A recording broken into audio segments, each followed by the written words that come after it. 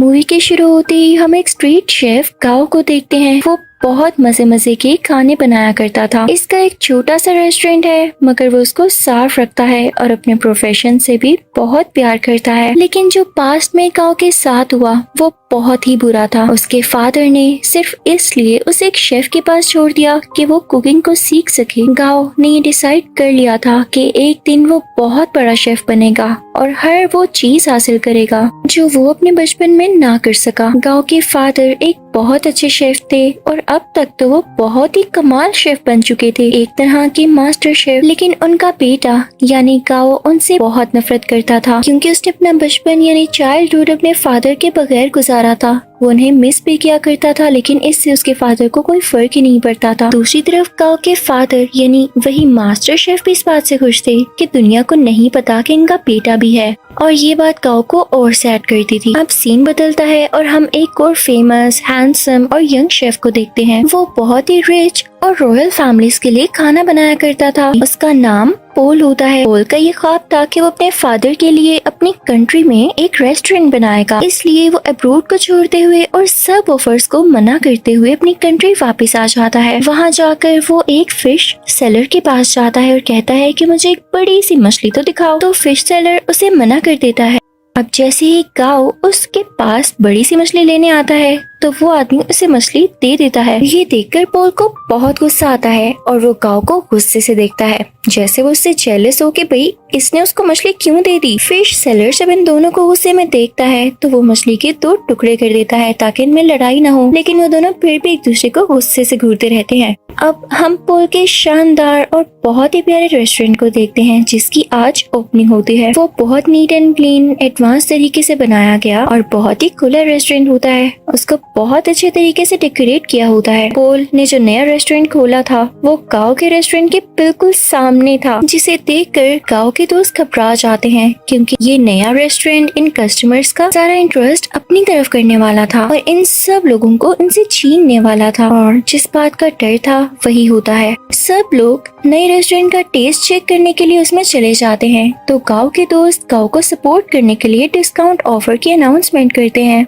जो कस्टमर्स को वाकई में अट्रैक्ट करती है, और वो फिर से गाओ के रेस्टोरेंट की तरफ चल पड़ते हैं। इस बात से पोल के दोस्तों को बहुत गुस्सा आता है और वो इनसे आके गुस्से से बात करते हैं कि तुम लोगों के साथ मसला क्या है, हमारी सक्सेस तुम लोगों से देखी नहीं जा रही। फिर एट द एंड दोनों पार्टीज में डिसाइड होता है कि क्यों ना एक कंपटीशन रखा जाए और देखा जाए कि किस शेफ के हाथ में ज्यादा टेस्ट है। अब दोनों को जबरदस्ती कंपटीशन में पार्ट लेने के लिए कहा जाता है। पहले तो वो मान नहीं रहे होते, लेकिन जब एक दूसरे को देखते हैं तो पहचान लेते हैं कि इन लोगों का सामना तो उस दिन फिश स्टॉल पर हुआ था। तो ये लोग कंपटीशन के लिए रेडी हो जाते हैं। अब टेबल लग जाता है और उस पर एक बड़ी सी फिश रखी जाती है जिसको इन दोनों ने काटना था। अब सबसे पहले पोल फिश को काटता है और उसके कांटे बहुत स्मूथली और तेजी के साथ निकालने लगता है। उसका ये तरीका सबको बहुत पसंद आता है। अब वो फिश फेंकता है गाओ की तरफ। गाओ भी फिश को बड़े अच्छे तरीके से काटता है और उसकी स्किन जब सबको दिखाता है तो उस पर जरा सा भी फ्लैश नहीं होता, यानी उस पर जरा सा भी फिश का मीट नहीं लगा होता। तो उसको भी सब बहुत एडमायर करते हैं, यानी दोनों की बराबर तारीफ होती है। अब वहाँ एक चेयरमैन भी होते हैं जो उनसे कहते हैं कि एक इंटरनेशनल कुकिंग कंपटीशन होता है, मुझे लगता है कि तुम दोनों को उसमें पार्ट लेना चाहिए। अब दोनों को प्रूव तो करना था कि इनमें से कौन बेस्ट शेफ है।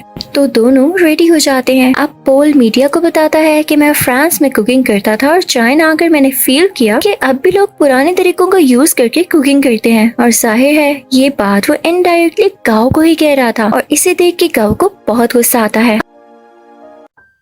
अब वहाँ सबको पता चलता है कि पहले इनका आपस में कंपटीशन होगा। अगर ये लोग उसे जीत जाते हैं तब ये लोग फाइनल तक पहुँच सकेंगे और साथ ही साथ बहुत ही बड़े मास्टर शेफ से मिलने का भी चांस मिलेगा। और ये मास्टर शेफ कोई और नहीं बल्कि गाओ के ही फादर थे। उधर गाओ के रेस्टोरेंट में पोल की दोस्त आती है और गाओ और उसकी दोस्त को रेस्टोरेंट आने का कहती है कि आज का खाना आप हमारी तरफ खाएं। अब वो दोनों यानी गाओ और उसकी दोस्त पोल के रेस्टोरेंट तो जाते हैं, लेकिन उनको खाना पोल नहीं बल्कि पोल की वही दोस्त सर्व करती है। दिखने में वो खाना तो फ्राइड एग और एक प्लांट पोट की तरह लग रहा था, लेकिन उसका टेस्ट एकदम अलग था। तो ये देख के वो सोचता है कि वाकई पोल की कुकिंग बहुत एडवांस है। तो वो सीधा किचन में जाता है और उसको गुस्से से कहता है, पोल, अपना खाना अच्छा दिखाकर क्या साबित करना चाहते हो कि तुम बहुत अच्छे कुक हो? तो पोल चुप रहता है और उससे मीट पकाने का कहता है कि चलो देखते हैं कौन ज्यादा अच्छा मीट पका सकता है। गाओ चैलेंज एक्सेप्ट करता है। अब गाओ बहुत ही अच्छे तरीके से वो मीट पकाता है। वो बहुत डिलीशियस लग रहा होता है।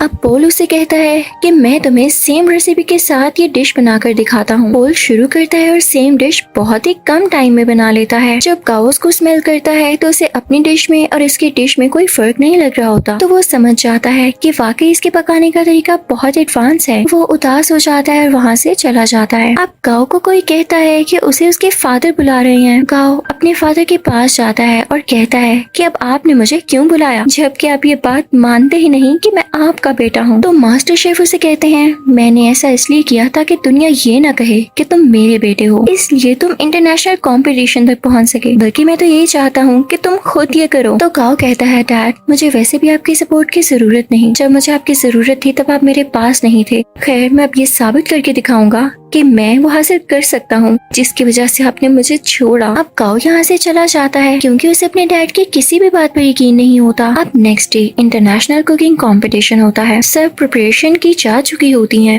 कॉम्पिटेंट्स यानी पोल और गाओ भी रेडी होते हैं। टाइम स्टार्ट होता है। पोल की कोई स्वीट डिश होती है और गाओ की चिकन डिश। दोनों बहुत मेहनत से अपनी डिशेस तैयार करते हैं। पोल तो टाइम से पहले ही अपनी डिश तैयार कर लेता है, लेकिन उसके बाद गाओ की भी शानदार डिश रेडी हो जाती है। उसने भी टाइम पर अपना दिया गया टास्क पूरा कर लिया था। जजेस और ऑडियंस बहुत इम्प्रेस होते हैं और अब उनकी डिशेस को टेस्ट किया जाता है और दोनों के सेम पॉइंट्स आते हैं क्योंकि जज को उनके खाने में इतना ज्यादा डिफरेंस नहीं लग रहा था, यानी दोनों की डिशेस बहुत मजे की थी। तभी स्टेज पर एक जज आता है और इस कंफ्यूजन को क्लियर करने के लिए कहता है कि नो डाउट दोनों की डिशेस की टेस्ट बहुत आला थे, लेकिन मुझे टाइम मैनेजमेंट पॉल की ज्यादा पसंद आई, इसलिए ये कंपटीशन पॉल ने अपने नाम कर लिया है। पॉल यहाँ पर बहुत ज्यादा खुश हो जाता है। गाओ क्योंकि कंपटीशन हार चुका होता है तो वो बहुत ज्यादा उदास होने की वजह से अपने घर भी नहीं जाता और वीडियो गेम्स खेलने के लिए चल पड़ता है। वो कई दिन तक अपना टाइम यूं ही स्पेंड करता रहता है और एक दिन उसके पास वही शेफ आते हैं जिनके पास उसने अपना बचपन गुजारा और उसी के पास गाओ के डैड उसे छोड़ कर गए थे। वो उसे समझाते हैं कि गाओ देखो, हार जीत तो इंसान की जिंदगी का हिस्सा होती है ना। अगर आज तुम नहीं जीत सके तो क्या जरूरी है कि कल भी नहीं जीत पाओगे। लेकिन गाओ घर जाने के लिए तैयार ही नहीं था। उसे बहुत समझाने के बाद कन्विंस कर लिया जाता है कि उसे घर जाना होगा और अगले कंपटीशन की तैयारी करनी होगी। अब पोल बहुत ज्यादा खुश होने की वजह से अपने रेस्टोरेंट जाता है। वो बहुत एंजॉय करता है। उसके सामने उसके दोस्त बैठे होते हैं तो बातों बातों में उसके दोस्त उसे कहते हैं, पोल तुम अपनी दोस्त को चांस क्यों नहीं देते हो? वो इतने टाइम से तुम्हारे साथ है, तुम उस पर ट्रस्ट तो करो, उसे अलाउ करो कि वो इंटरनेशनली तुम्हें रिप्रेजेंट कर सके, तुम्हारे रेस्टोरेंट का नाम ऊंचा कर सके। तो पोल उसे कहता है, हाँ वो मेरी अच्छी दोस्त जरूर है, इस बात से मैंने मना नहीं किया, लेकिन यार उसे खाना तक पकाना नहीं आता, वो कैसे मेरे रेस्टोरेंट को इंटरनेशनली रिप्रेजेंट कर सकती है। तो उसका दोस्त और बातें करने लगता है और उसकी बातों से ये लग रहा होता है जैसे ये उसकी दोस्त के साथ ही मिला हुआ है और इनके दिल में लालच आ रही है। तभी वहाँ पर पोल की वही दोस्त आती है और उसके सामने सूप की 2 कप्स रखते हुए कहती है, पोल क्या तुम मुझे बता सकते हो कि इनमें से किस में सॉल्ट ज्यादा है? तो यहाँ पर पोल खामोश हो जाता है क्योंकि उसमें टेस्ट करने की एबिलिटी ही नहीं होती। उसके टेस्ट बर्ड्स ऐसा कर ही नहीं सकते थे और ये नेचुरली था। तो इस बात की वजह से पोल को बहुत दुख होता है कि उसकी अपनी दोस्त ने उसके बाकी दोस्तों के साथ मिलकर उसे चीट किया और धोखा दिया। तो अब उसकी दोस्त कहती है, क्या हुआ पोल, तुम समझते थे कि मैं तुमसे प्यार करती हूँ? ये तुम्हारी गलत फहमी थी। आजकल ऐसा कहाँ होता है। मैंने तो तुमसे दोस्ती सिर्फ इसीलिए की थी ताकि तुम्हें यूज करके इंटरनेशनल कंपटीशन में जा सकूं। वैसे जाना तो मेरे लिए पॉसिबल नहीं था, लेकिन आज तक जो मैंने तुम्हारा राज रखा उसके बदले में तुमने मुझे क्या दिया? क्या तुम मुझे एक ऑफर नहीं कर सके? लेकिन अब नहीं, अब मैं खामोश नहीं रहूंगी क्योंकि मैं भी इस कंपटीशन में जा सकती हूँ। अब यहाँ पर एक और बड़ी बात रिवील होती है कि पोल की दोस्त पोल के ही दोस्त के साथ मिलकर पोल को चीट कर रही थी क्योंकि वो दोनों अब रिलेशनशिप में थे और पोल के अगेंस्ट ही एक साजिश यानी कॉन्स्पिरेसी चल रहे थे कि पोल के रेस्टोरेंट को बेच देंगे और उनसे जो पैसे आएंगे उनसे अपनी लाइफ स्टार्ट करेंगे। लेकिन पोल भी ऐसा होने दे नहीं सकता था। पोल बहुत उदास हो जाता है और अपने रेस्टोरेंट से बाहर आ जाता है। रात हो चुकी होती है और वो बाहर बैठकर ड्रिंक करने लगता है। तभी उसे गाओ भी देख लेता है और उसके पास आके कहता है, पोल तुम उदास क्यों बैठे हो यार, तुम तो जीत चुके हो, तुम्हें खुश होना चाहिए। तो पोल उससे कहता है हाँ जीत तो चुका हूँ पर हार भी बहुत कुछ चुका हूँ। खैर तुम छोड़ो, तुम्हें एक बात बताता हूँ। सामने ये बैनर देख रहे हो, वो इनफैक्ट काओ के फादर यानी उसी मास्टर शेफ की पिक्चर होती है। तो पोल उसकी तरफ इशारा करके कहता है ये मेरे आइडियल है, मैं चाहता हूँ मैं इनकी तरह बनूं। तो काओ आगे से हल्का सा मुस्कुराता है और कहता है पोल ये मेरे फादर हैं, तुम यही सोचते हो ना कि अच्छे इंसान है और तुम इनके जैसा बनो, तो मैं तुम्हें बताऊं मेरे फादर दिल के बहुत बुरे हैं। काओ उसे अपने पास्ट की स्टोरी बताने लगता है कि उन्होंने मेरे साथ क्या क्या किया। पहले तो पोल कहता है काओ तुम मजाक कर रहे हो यार, बस कर दो। लेकिन काओ उसे बताता है नहीं, वो मुझे बचपन में वाकई में छोड़ गए थे सिर्फ इसलिए कि मैं उनके प्रोफेशन को अपना नहीं पा रहा था। मैंने अपना सारा बचपन उनके बगैर गुजारा है। तो पोल कहता है अच्छा उदास नहीं हो, अब हम क्या कर सकते हैं। तो काओ से कहता है बॉटल्स फेंक सकते हैं। तब वो दोनों खाली बोतल्स उस बैनर की तरफ फेंकने लगते हैं और बहुत खुश होते हैं। यहाँ पर इन दोनों में दोस्ती हो जाती है और ये सीन बहुत ही ज्यादा क्यूट है। अब पोल जब वहाँ से अपने रेस्टोरेंट वापस जाता है तो देखता है कि उसके दोस्त उसके रेस्टोरेंट का सौदा कर रहे होते हैं। तो पोल उनसे कहता है ये क्या हो रहा है, तुम लोग मेरी इजाजत के बगैर ऐसा कर भी कैसे सकते हो। तो उसके दोस्त उससे कहते हैं मुझे ये बताओ इंटरनेशनल कंपटीशन में अपने साथ किसको लेकर जाओगे, क्योंकि राउंड 2 में अकेले नहीं पका सकते, आपके साथ आपका पार्टनर होना लाजमी होता है। क्या तुम अपनी दोस्त को लेकर जाओगे। तो पोल कहता है मेरा दिमाग नहीं खराब, मैंने डिसाइड कर लिया है कि मैं किसे अपने साथ लेकर जाऊंगा जो कि वाकई डिजर्विंग है। पोल यहाँ पर काओ का नाम लेता है। तो ये सुनकर उसके दोस्त काफी जेलस होते हैं। उनमें से एक कहता है पोल याद रखना तुम्हारा करियर मिट्टी में मिल जाएगा। तो पोल उसे अपने सर से हिट करता है, उन सबको वहाँ से भगा देता है। जब ये सारे लोग चले जाते हैं तो काओ का वही गार्डियन शेफ पोल से कहता है पोल वाकई तुमने ये सोचा है कि तुम काओ को अपने साथ लेकर जाओगे। तो पोल कहता है हाँ क्यों नहीं, और साथ ही वो काओ के शोल्डर पर पैट करता है और कहता है हाँ ये डिजर्विंग है। सब बहुत खुश होते हैं। अब यहाँ पे कंपटीशन की तैयारियां शुरू हो जाती हैं। दोनों में ये डिसाइड होता है कि पोल काओ को अपने नए तरीके सिखाएगा जबकि काओ पोल को अपने पुराने तरीके जिस तरह से वो कुकिंग करता है। काओ पोल से कहता है तुम परेशान मत होना, अगर तुम्हारे टेस्ट बड्स काम नहीं करते मैं तुम्हारा टेस्ट वापस लाने में तुम्हारी मदद करूंगा। वो उसे समझाता रहता है कि इस तरह करो। पोल भी उसे नए नए तरीके बताता रहता है और यहाँ पर इन दोनों का काफी अच्छा टाइम स्पेंड हो जाता है। ये रोज खाना बनाने की प्रैक्टिस करते, साथ साथ डांस करते, सिंगिंग करते और बातें करते। और अब यहाँ इन दोनों की दोस्ती और भी गहरी हो चुकी थी। अब वो दिन भी आ जाता है जब इंटरनेशनल कंपटीशन का राउंड 2 होता है। ये दोनों अपनी डिश बहुत अच्छे तरीके से बनाने लगते हैं और कम ही टाइम में बहुत अच्छी स्वीट डिश तैयार कर लेते हैं जो कि जजेस को इतनी ज्यादा पसंद आती है कि वो कहते हैं हमने आज तक ऐसी डिश नहीं खाई। और ये राउंड ये दोनों विन कर लेते हैं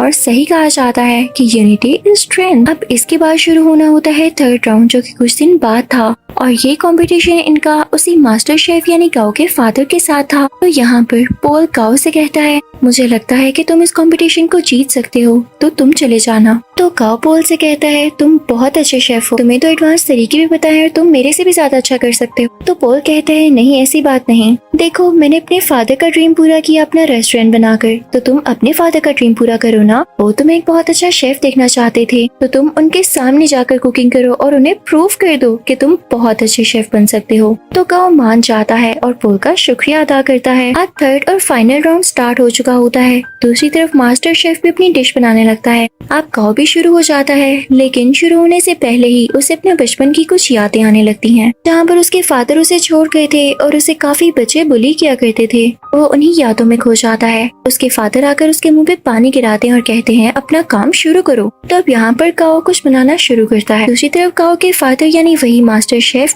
बहुत ही ज्यादा प्यारी स्वीट डिश बनाते हैं जैसे फायर लगी हो और उसमें से एक फूल निकल रहा हो। उस फूल का बहुत ही आला टेस्ट होता है। जजेस को ये बहुत ज्यादा पसंद आता है और जब काओ की बारी होती है कि वो अपनी डिश दिखाए कि उसने क्या बनाया है तो वो एक बाउल में नूडल्स बनाकर सीधा अपने फादर के पास जाता और उनको वो प्रेजेंट करता है। मास्टर शेफ उसे टेस्ट करते हैं तो वो नूडल्स उन्हें बहुत अच्छे लगते हैं और ये वही नूडल्स होते हैं जिनकी वजह से काओ को उसके फादर से डांट पड़ी थी कि तुम तो नूडल्स तक नहीं बना सकते। और आज काओ ने इतने मजे के नूडल्स बनाए थे कि उसके फादर उसे खाना ही नहीं छोड़ते और नूडल्स को वाइल्डली खाने लगते हैं। वो अपने बेटे को रोक के कहते हैं शाबाश बेटा तुमने बहुत अच्छा नूडल्स बनाए। वो यहाँ पे काफी इमोशनल हो जाते हैं तो ऑडियंस को भी पता चल जाता है है कि एक तो इनका सरनेम सेम है और इन लोगों का बिहेवियर देख के भी यही लग रहा है कि ये बेटा और बाप है। यहाँ पर गाओ का ख्वाब भी पूरा हो चुका था और उनके फादर का भी। अब उधर हम रेस्टोरेंट में देखते हैं कि पोल और गाओ अब साथ काम करते हैं और उनकी ऑडियंस पहले से कई ज्यादा है, यानी उनके पास और भी ज्यादा कस्टमर्स आते हैं। लोग उनका खाना बहुत ज्यादा पसंद करते हैं और इनके रेस्टोरेंट में अब रौनक ही रौनक हो जाती है।